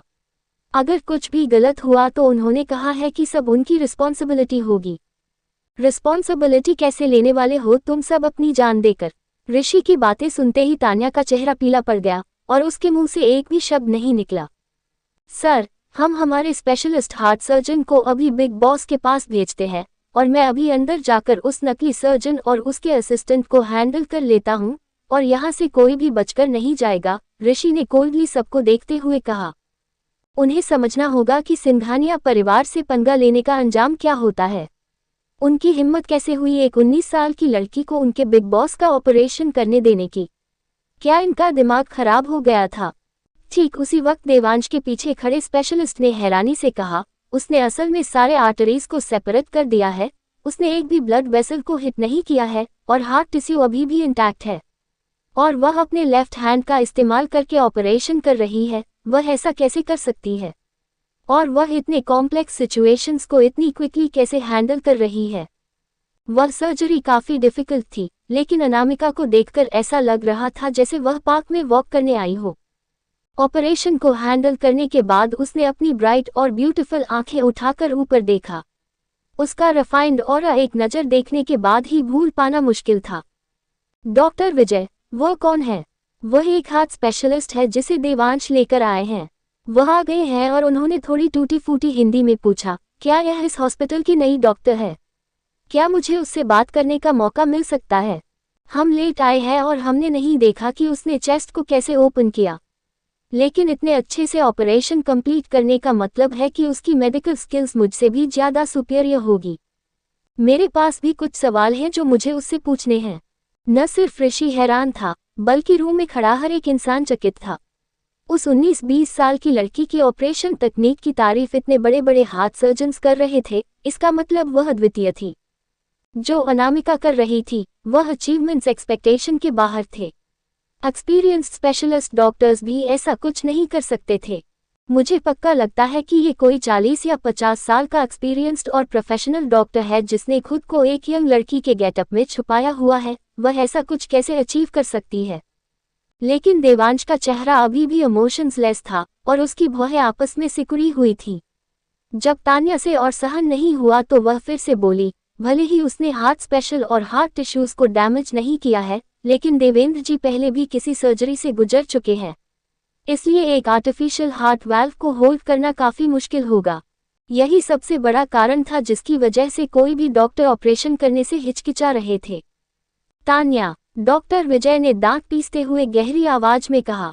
लेकिन उनकी बात को नजरअंदाज करते हुए तान्या आगे बोली, मैं बस सबको ये बता देना चाहती हूँ कि मिस्टर सिंघानिया के कई इंटरैक्टिव इन्फेक्शंस हैं और एडीमा की टिश्यूज भी क्रिटिकल हैं, इसलिए सर्जरी काफी डिफिकल्ट है। भले ही वह स्टिचिंग बिना किसी गलती के कर ले, लेकिन मिस्टर सिंघानिया के हार्ट को फिर से फंक्शन करना और रिकवर करना काफी मुश्किल होगा और उन्हें काफी कॉम्प्लिकेशंस भी आएंगे। तान्या के आर्ग्यूमेंटेटिव नेचर के बारे में डॉक्टर विजय जानते थे, इसलिए वह जल्दी से देवांश से बोले, सर, वह यंग फीमेल डॉक्टर काफी स्किल्ड है, मुझे भरोसा है कि वह सिचुएशन हैंडल कर लेगी। और उसके अलावा डॉक्टर राघव उसे असिस्ट कर रहे हैं। डॉक्टर राघव भी डॉक्टर फैमिली से आते हैं और उनकी इंटेलिजेंस काफी हाई है। उनके ग्रैंडफादर विश्वनाथ मलिक हैं, वह डॉक्टर जिनका देश और दुनिया में बहुत नाम है। विश्वनाथ मलिक। देवांश फाइनली समझ गया कि जो मेल असिस्टेंट अंदर दिखाई दे रहा है वह विश्वनाथ मलिक का इकलौता पोता राघव है। विश्वनाथ जी को भी देवांश ने बाकी सारे डॉक्टर्स के साथ इनवाइट किया था, मगर ट्रैफिक जाम की वजह से वह टाइम पर पहुंच नहीं पाए। देवांश के इमोशनल चेहरे को देखते हुए डॉक्टर विजय बेचैन होने लगे, क्योंकि उन्हें समझ नहीं आ रहा था कि वह क्या सोच रहा है। जल्द ही अनामिका ने अपनी एक्स्ट्रॉर्डिनरी मेडिकल स्किल्स की मदद से सारे डॉक्टर्स को हैरान कर दिया और सर्जरी खत्म हो गई। देवेंद्र जी सच में जिंदा थे और पूरी तरह सुरक्षित थे। अनु, क्या तुम सच में इंसान हो भी या नहीं? बाहर खड़े लोगों को छोड़कर अंदर खड़ा राघव भी बहुत शॉक था। उसने जितना इमेजिन किया था उससे भी ज्यादा अनामिका इनक्रेडिबल निकली। वह किसी भी वक्त सर्जरी को अपने हाथों में लेने के लिए या फिर सारा दोष अपने ऊपर लेने के लिए तैयार था, लेकिन शायद उसकी कोई जरूरत ही नहीं थी। अनामिका की मेडिकल स्किल्स उससे भी बेहतर थी, इसलिए उसे चिंता करने की कोई जरूरत नहीं थी। पेशेंट को बाहर निकालो। अपने हाथ साफ करते हुए अनामिका ऑपरेशन रूम से बाहर निकली तो कई डॉक्टर्स तालियां बजा रहे थे और उसकी तारीफ कर रहे थे। ये सब देखकर तान्या ने गुस्से में अपनी मुट्ठी बांध ली थी। उसकी नाखून उसकी हथेली में धंस रहे थे। उसने उम्मीद नहीं की थी कि यह लड़की इतनी टैलेंटेड होगी। जल्दी ही देवेंद्र जी को स्ट्रेचर पर ऑपरेशन रूम से बाहर लाया गया। तुरंत कई डॉक्टर्स उनके आसपास गए, ये कंफर्म करने के लिए कि देवेंद्र जी सांस ले रहे हैं या नहीं। सब लोग यहाँ से हट जाए, पेशेंट को आराम की जरूरत है। जब राघव को एहसास हुआ कि ऑपरेशन लगभग 2 घंटे से चल रहा था, तो उसने समझ लिया कि अनामिका पक्का थक गई होगी। और दोपहर के 2 बजे थे, इसलिए उसे ये भी लगा कि अनामिका को भूख लगी होगी। सभी क्यूरियस डॉक्टर्स राघव का ऑर्डर सुनते ही वहां से चले गए। अब सिर्फ देवांश, उसका असिस्टेंट ऋषि, कुछ हार्ट स्पेशलिस्ट जो देवांश के साथ आए थे, डॉक्टर विजय और बाकी कुछ डॉक्टर्स बचे हुए थे जो देवेंद्र जी का ऑपरेशन करने वाले थे। मैं देवेंद्र जी को उनके रूम में लेकर जाता हूँ, राघव ने अनामिका से कहा। मैं कुछ देर में वापस आ जाऊंगा। अनामिका ने हाँ में सिर हिलाया और अपना मास्क उतारा, जिससे उसका मेस्मराइजिंग खूबसूरत चेहरा सबके सामने आ गया। फैमिली कौन है उनकी? अनामिका ने सामने देखते हुए पूछा, क्योंकि उसे और भी बातें डिस्कस करनी थी। उसके सवाल सुनते ही उससे कुछ 4-5 साल बड़ा एक लड़का उसके सामने आकर खड़ा हो गया। वह लड़का कम से कम 6 फीट का था और अनामिका से थोड़ा ज्यादा लंबा था, क्योंकि अनामिका सिर्फ 5 फुट 6 इंच की थी। अनामिका ने सामने खड़े लड़के को देखा, जो बहुत हैंडसम था और उसकी आंखें गहरे समुद्र की तरह थीं। सर, बात यह है कि आपके दादाजी बहुत बीमार थे और मैंने इस यंग लेडी से प्रॉमिस किया था कि अगर यह आपके दादाजी को बचा देती है तो रिवॉर्ड कोई इशू नहीं होगा। जब अनामिका ने फैमिली के बारे में पूछा तो डॉक्टर विजय तुरंत समझ गए और उन्होंने आकर जल्दी से कहा। देवांश ने अपने सामने खड़ी अनामिका को देखा, उसकी आंखों में कुछ इमोशंस दिखाई दिए और फिर उसने ऋषि की तरफ देखा, जिससे ऋषि तुरंत अपने बॉस का इशारा समझ गया और चेकबुक से एक ब्लैंक चेक निकाल कर देते हुए कहा, हमारे बिग बॉस को बचाने के लिए थैंक यू। ये सिर्फ हमारी तरफ से एक छोटा सा टोकन है, आप जो भी अमाउंट चाहें इसमें भर सकती हैं। अनामिका ने अपनी क्लियर आंखें उठाकर देखा, उसकी आंखों में हैरानी दिखाई दे रही थी। कौन है यह मिस्टर सिंघानिया जो इतने दयालु हैं? वहीं आसपास के लोग अनामिका की तरफ हैरानी और जलन से देख रहे थे। ब्लैंक चेक लेने का मतलब यह नहीं था कि उससे बहुत सारे पैसे मिलेंगे, मगर यह भी था कि उसने देवांश का ट्रस्ट जीत लिया है, जिसकी बदौलत भविष्य में उसे बहुत सारी अपॉर्चुनिटीज मिलेंगी। सिंपल भाषा में कहें तो अनामिका ने जैकपॉट हिट किया था और उसका फ्यूचर बहुत ब्राइट होने वाला था। ठीक है, फिर तो मैं इसे ले लेती हूँ, अनामिका ने छोटी सी मुस्कान के साथ कहा और उसने वह चेक लेकर अपने व्हाइट कोट की पॉकेट में बिना किसी हिचकिचाहट के रख लिया। मिस्टर, कल तक वेंटिलेटर पर जाएगा। जैसे ही अनामिका ने अपनी बात खत्म की, वहां पर एक कोल्ड हंसी सुनाई दी जो साइड में खड़ी तान्या हंस रही थी। अनामिका अपने घर आई। तान्या की हंसी अनामिका ने भी नोटिस कर ली और कैजुअली एक आईब्रो उठाते हुए उसने पूछा, मिस तान्या, क्या ये टाइम नहीं है आपका प्रॉमिस पूरा करने का? तान्या जलने में और उसका मजाक उड़ाने में इतनी बिजी थी कि वह भूल ही गई थी कि उसने अनामिका से क्या शर्त लगाई थी। देवंश ठीक उसके सामने खड़ा था, इसलिए किसी भी कीमत पर वह उसके सामने तो अपने आप को बेइज्जत नहीं होने देने वाली थी। बिल्कुल ही उसने दम होने का नाटक करना जारी रखा, जैसे कुछ मालूम ही नहीं, और बोली, कौन सा प्रॉमिस? क्या मैंने कुछ कहा था? डॉक्टर तान्या, आप ऐसे कैसे कर सकती हैं? एक नर्स खुद को रोक नहीं पाए और बोली, आपने खुद कहा था कि अगर इन छोटी मैडम ने देवेंद्र जी को बचा लिया तो आप उनके सामने घुटनों पर बैठेगी और अपनी डेप्यूटी डायरेक्टर की पोस्ट भी छोड़ देंगी। रियली, मैंने ऐसा कहा था? तान्या ने बहुत सफाई से मना करते हुए कहा, क्या कोई प्रूफ है? एक और डॉक्टर खुद को रोक नहीं पाया और बोले, आपने तो ऐसा कहा था, यहाँ खड़े खड़े इंसान ने सुना है। अगर आप घुटनों पर नहीं बैठना चाहती तो कम से कम माफी तो मांग लीजिए आपके बुरे बिहेवियर के लिए। आफ्टर ऑल, तान्या ने अनामिका के साथ बहुत बदतमीजी की थी। मैं क्यों माफी मांगूं? तान्या ने मासूम एक्सप्रेशन बनाते हुए कहा, जैसे उसे कुछ मालूम ही नहीं हो। सब लोग गुस्से में तान्या को देख रहे थे। तभी अचानक अनामिका ने अपना राइट लेग उठाया और ठीक तान्या के घुटनों पर वार किया, जिससे वह धाम की आवाज के साथ घुटनों के बल बैठ गई। किसी को नहीं पता चला कि अनामिका ने कब ये किया। सब तान्या को नीचे जमीन पर बैठे हुए देख रहे थे। तुम तान्या अचानक गिरने की वजह से इतने दर्द में थी कि उसके होंठ कांप रहे थे और वह खड़ी भी नहीं हो पा रही थी। एक डॉक्टर होने के नाते लोगों की जान बचाना तुम्हारी ड्यूटी है। अनामिका की आंखें बहुत ठंडी थीं। तुम्हारी स्किल से तुम्हें लोगों की जान बचाने चाहिए, न कि दूसरों की जान रिस्क में डालनी चाहिए। तुम तान्या गुस्से में कांप रही थी और बोली, बकवास मत करो मिस्टर सिंघानिया के सामने। मैंने कुछ नहीं किया। तुमने कुछ किया या नहीं, या फिर तुम क्या करना चाहती थी, ये सब लोग बहुत अच्छे से जानते हैं, अनामिका बोली। ठीक उसी वक्त अस्पताल के डायरेक्टर, जिन्हें अभी अभी इन सब के बारे में खबर लगी थी, वह वहां पहुंचे। मिस्टर सिंघानिया, क्या आपके दादाजी ठीक हैं?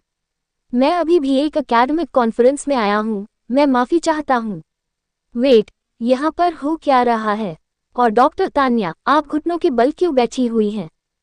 डायरेक्टर को देखते ही तान्या ने अपनी आंखों से झूठे आंसू बहाना शुरू कर दिए, लेकिन कहीं न कहीं यह आंसू उसे दर्द की वजह से भी निकल रहे थे जो उसके घुटनों में हो रहा था और वह खड़ी नहीं हो पा रही थी। अस्पताल के डायरेक्टर तान्या को बहुत मानते थे और कई डॉक्टर्स के सामने उसकी तारीफ करते थे और एक एग्जाम्पल के तौर पर दिखाते थे। जैसे ही वह अपने मगरमच्छ के आंसू से डायरेक्टर को कुछ बोलने वाली, तभी उसने डायरेक्टर की सरप्राइज आवाज सुनी, अनामिका, तुम ही यहाँ हो? और तुम सर्जिकल गाउन में क्यों हो? तुम वह लड़की तो नहीं जिसने अभी अभी मिस्टर सिंघानिया की सर्जरी की है? क्या तुमने की? मैंने रास्ते में आते वक्त सुना कि मिस्टर सिंघानिया ठीक है। उनकी बातें सुनकर सब लोग बहुत शॉक्ड हो गए। न सिर्फ हॉस्पिटल के डायरेक्टर अनामिका को जानते थे, बल्कि उनकी बातों से लग रहा था कि वह अनामिका की मेडिकल स्किल को काफी अच्छे से जानते भी हैं।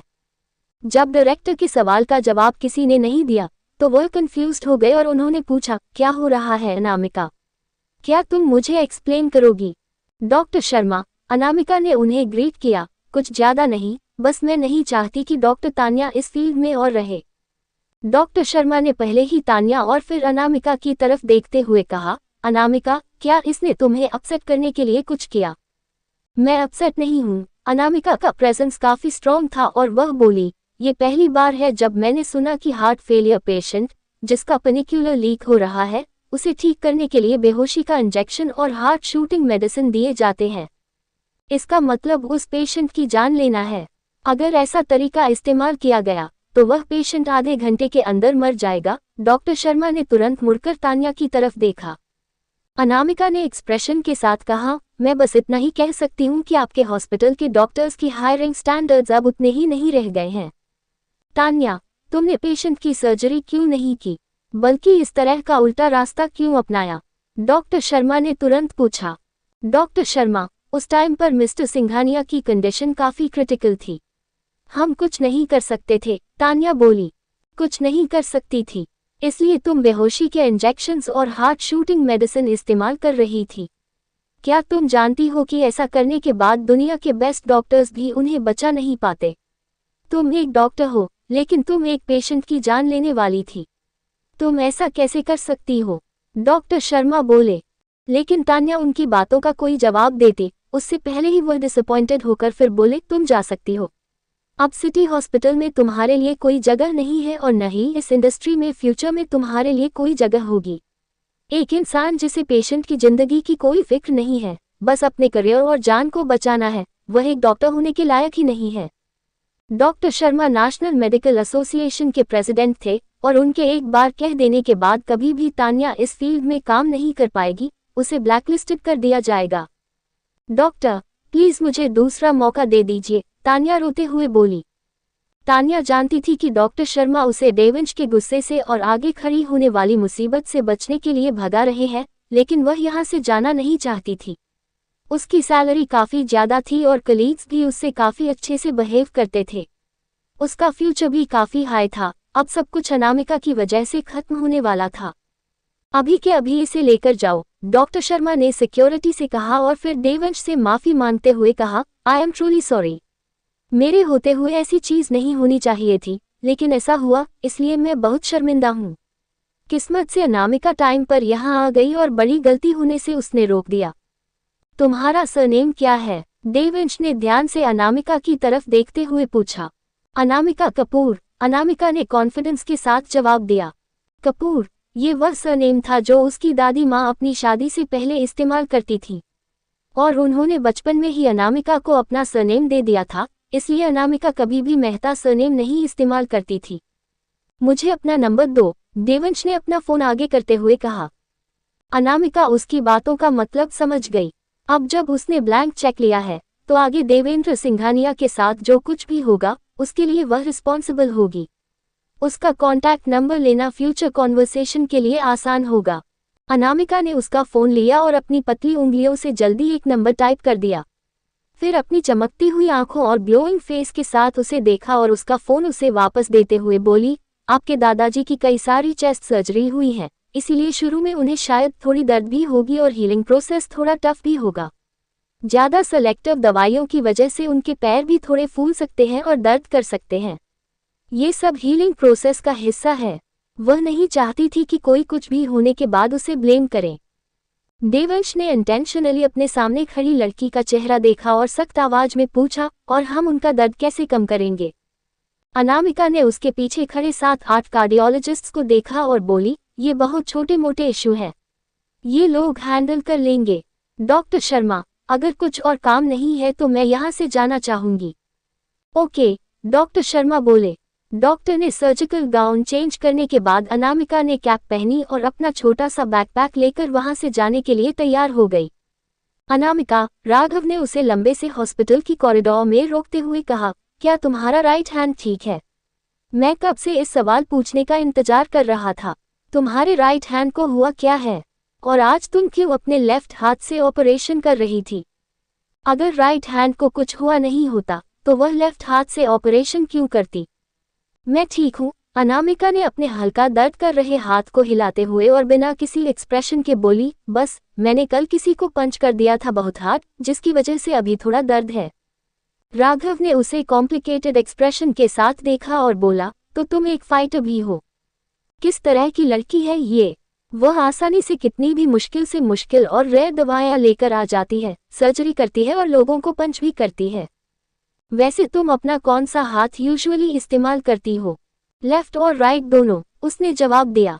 और सर्जरी करते वक्त कौन सा इस्तेमाल करती हो? राघव जानने के लिए काफी क्यूरियस था। मैं दोनों इस्तेमाल कर सकती हूँ और दोनों करती हूँ, अनामिका बोली। क्या तुम इंसान भी हो? राघव काफी शॉक था। ठीक उसी वक्त एक 70-75 साल का इंसान वहां दौड़ते हुए चिल्लाते हुए आया, साइड हटो, साइड हो जाओ। अनामिका की आंखें ब्राइट और क्लियर थी और सामने वाले इंसान को देखकर वह थोड़ी हैरान हो गई। विश्वनाथ दादाजी, आप? अनामिका, क्या मिस्टर सिंघानिया ने तुम्हें भी उनके दादाजी की सर्जरी करने के लिए बुलाया है? क्या तुम मुझे अपना असिस्टेंट बनने का मौका दोगी? विश्वनाथ जी ने पूछा।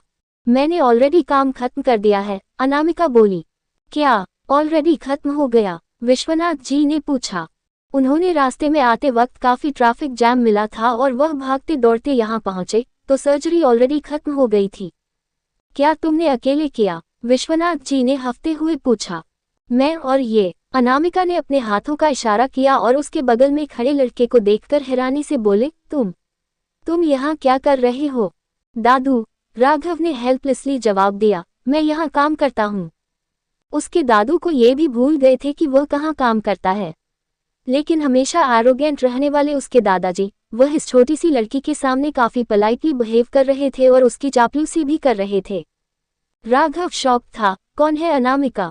उसकी रिमार्केबल मेडिकल स्किल के अलावा कौन सी ऐसी आइडेंटिटी है जो उसके दादाजी भी अनामिका से रिस्पेक्ट से बात कर रहे हैं? बच्चे, अनु का असिस्टेंट बनना तुम्हारी खुशकिस्मती थी, विश्वनाथ जी बोले। एक असिस्टेंट, उसकी खुशकिस्मती? क्या उसके दादाजी पागल हो गए हैं? माना कि अनामिका बहुत अच्छी डॉक्टर है, लेकिन वह भी तो कुछ कम नहीं है। क्या तुमने रूम नंबर 301 में अनामिका की दादी को देखा? विश्वनाथ जी ने कैजुअली पूछा। मैं उन्हें रोज देखने जाता हूँ, राघव बोला। और वह ये भी बोलना चाहता था कि मैं बिजी भी रहता हूँ। वह 24 घंटे अनामिका की दादी के आसपास नहीं रह सकता था। तुम्हें तो फिक्र ही नहीं है, क्या तुम सचमुच नहीं जानते? अनु, 1 मिनट रुको, मैं बस इसे 2 मिनट में सबक सिखाता हूँ। इतना कहकर विश्वनाथ जी ने राघव के कंधे पर पंच करते हुए कहा, क्या तुम्हें लगता है कि मैं तुम्हारे साथ ज्यादा स्ट्रिक्ट नहीं हूँ? दादू, ये हॉस्पिटल है, यहाँ पर शोर करना मना है, राघव बोला और वहां से भागने लगा। भागना बंद करो, क्या तुम्हें लगता है कि मैं तुम्हें पकड़ नहीं सकता? मैं अभी भी 2 किलोमीटर दौड़ सकता हूँ, विश्वनाथ जी बोले और राघव के पीछे भागने लगे। मिश्क ने उन दोनों को देखकर हेल्पलेसली अपना सर हिलाया और अस्पताल से बाहर चली गई। आधे घंटे बाद लग्जूरियस रोल्स रॉयस एक बड़े से विला के सामने रुकी और फिर एक हर रास्ते से होते हुए अंदर जाने लगी। एक कपल गेट पर इंतजार कर रहा था और अपने सामने से आई हुई खराब गाड़ी को देखकर उन्होंने एक दूसरे को हैरानी से देखा। हो क्या रहा है? श्रवण ओबरॉय ने सबसे पहले पूछा। उनकी गाड़ी की हालत कैसे हुई और उनकी प्यारी बेटी कहाँ है? क्या वह ठीक है? जैसे ही ड्राइवर महेश बाहर आया, उसे देखकर सीता जी भी शॉक्ड हो गई और उन्होंने बैक सीट की तरफ देखते हुए उनसे पूछा, महेश, तुम्हारा चश्मा, तुम्हारे कपड़े, क्या रास्ते में एक गाड़ी का एक्सीडेंट हो गया था? अनामिका कहाँ है? क्या वह ठीक है? वह कपल जल्दी से जाकर बैक सीट पर देखने लगे। मिस, बिल्कुल ठीक है, मैं यहाँ से जाते वक्त ही एक ट्रक से टकरा गया था, महेश ने जल्दी से एक्सप्लेन किया और रिस्पेक्टफुली दरवाजा खोलते हुए बोला, मिस, हम घर आ गए हैं। अनामिका ने अपनी आंखें उठाकर आसपास का नजारा देखा। सीता जी अपने वक्त में किसी फिल्म स्टार से भी ज्यादा खूबसूरत थी और अभी 50 की उम्र में भी उनका ऑरा उतना ही जेंटल और डिग्निफाइड था। जैसे ही उन्होंने अनामिका को देखा, उनकी आंखों में आंसू आ गए। तुम अनु हो, मेरी प्यारी गुड़िया। अनामिका गाड़ी से बाहर आई थी तभी सीता जी ने उसे गले लगा लिया। मैं फाइनली तुम्हें मिल रही हूँ। अचानक किसी के ऐसे गले लगाने से अनामिका थोड़ा अनकंफर्टेबल हो गई क्योंकि उसे ऐसी आदत नहीं थी, लेकिन उसे अच्छा भी लग रहा था। मुझे देखना तो दो, सीता जी ने ध्यान से अनामिका का चेहरा देखा। उसके सामने खड़ी मासूम सी लड़की के काफी अच्छे फीचर्स और डेलिकेट स्किन थी। उन्होंने पहले प्यार से अपनी आंखों में आंसू लेकर पूछा, कितने सालों तक मेहता परिवार के साथ कैसे रही तुम? मैं ठीक थी, अनामिका बोली। 2 सिंपल शब्द सुनते ही सीता जी की आंखों से फिर से आंसू आ गए। उनकी बेटी इतने साल तक ठीक थी, यही उनके लिए काफी था। हमारी बेटी घर आ गई है, हमें खुश होना चाहिए। इस बार बोलने वाले इंसान श्रवण जी थे, जिनकी आंखें भी हल्की लाल थीं। चलो, अंदर लेकर चले इसे, वह थकी हुई होगी। हाँ अनु, अंदर चलो। सीता जी ने अनामिका के हाथों से बैकपैक लिया और उसे श्रवण जी को दे दिया। श्रवण जी ने वह बैग लिया, जिस पर किसी भी बड़े ब्रांड का लोगो नहीं था और फिर अनामिका के कपड़े देखे। उन्हें अपने दिल में काफी दर्द महसूस हुआ। उनकी बेटी 18 साल तक बाहर रही है। वह 18-19 साल की एक यंग लड़की है, लेकिन फिर भी उसने इतनी सिंपल सी कपड़े पहने हुए हैं और सिंपल सा बैग लिया है। अन्नू, आज से ये तुम्हारा घर है। सीता जी अनामिका को अपने साथ लेकर विला के अंदर की गार्डन में गई। वहां बहुत सारे सुंदर सुंदर फूल और प्लांट्स थे, जैसे स्लीपिंग फायर लोटस और जूलियट रोजेस, जो काफी महंगे माने जाते थे। वह हर जगह दिखाई दे रहे थे। 30 सर्वेंट्स गार्डन के बीच खड़े थे, जिनमें हाउसकीपर्स, ड्राइवर, गार्डनर, मेड और बॉडीगार्ड थे। अनामिका को देखते ही उन्होंने एक साथ जोर से कहा, welcome home miss. Anamika Sita ji के साथ ब्यूटीफुल फेरी टेल जैसे गार्डन से होते हुए बड़े से विला के मेन हॉल में पहुंची, जहां हर तरफ महंगी पेंटिंग्स और एंटीक्स देखे जा सकते थे। क्या उसकी फैमिली गरीब नहीं है? अनामिका की नज़र एक पेंटिंग पर गई, जो कुछ समय पहले ही ऑक्शन में थी, रिटर्न ऑफ किंग्स। इस पेंटिंग की कीमत 30 करोड़ रुपए थी और ये 500 साल पहले की एक पेंटर की मास्टरपीस थी। अनामिका बता सकती थी कि यह असली और बिल्कुल ऑथेंटिक है। जब सीता जी ने देखा कि अनामिका किस तरफ देख रही है, तो उन्हें बात करने का एक टॉपिक मिल गया और उन्होंने मुस्कुराकर पूछा, अनु, क्या वह पेंटिंग तुम्हें पसंद आई? घर में इतने सारे एंटीक्स और महंगे सामान को देखकर वह हैरान हो गई थी, लेकिन उसे बस लग रहा था कि रिटर्न ऑफ किंग्स जैसी artistic painting in modern paintings के बीच में आउट ऑफ प्लेस लग रही थी। अनु, क्या तुम्हें नहीं पसंद आई? क्या मैं किसी से कहकर पेंटिंग नीचे करवा दूं? श्रवण जी जल्दी से आकर बोले और उन्होंने एक बटलर को ऑर्डर भी दे दिया। लेकिन वह बटलर थोड़ा हिचकिचा रहा था। ये पेंटिंग रिटर्न ऑफ किंग्स कहलाती है और जो एक रियल और प्रेशियस आर्ट पीस है, लेकिन उसके बॉस सचमुच ये पेंटिंग निकलवाना चाहते हैं सिर्फ अपनी नई आई हुई बेटी की वजह से। और सबसे इम्पॉर्टेंट बात, ये पेंटिंग उनके दूसरे मिस नताशा की फेवरेट थी। अनामिका ने उसे बटलर की आंखों में थोड़ा गुस्सा देखा, जो उसी के लिए था, लेकिन उसे कोई फर्क नहीं पड़ा। उसने कैजुअली अपने पेरेंट्स को सजेशन दिया, आप इस पेंटिंग को अंदर के रूम में लगा सकते हैं। अनामिका की नज़र थोड़ी दूर पर एक टी रूम में थी, जहां पर सेम आर्टिस्ट के कई सारे और पेंटिंग्स लगाए गए थे और भी बहुत सारे आर्टिस्ट्स के जो फैशन और एलिगेंट स्टाइल के नेटवर्क से उसे लॉन्च को सजाया गया था। लेकिन ये सुनकर उसे बटलर को और गुस्सा आया। इस तरह की कीमती पेंटिंग बाहर लगनी चाहिए ताकि लोग इसे देखकर उनके बॉस की अमीरी का अंदाजा लगा सके और उनकी तारीफ कर सकें। लगता है यह नई आई हुई लड़की गांव की गंवार है जिसे इस तरह की महंगी पेंटिंग की कोई वैल्यू भी नहीं है।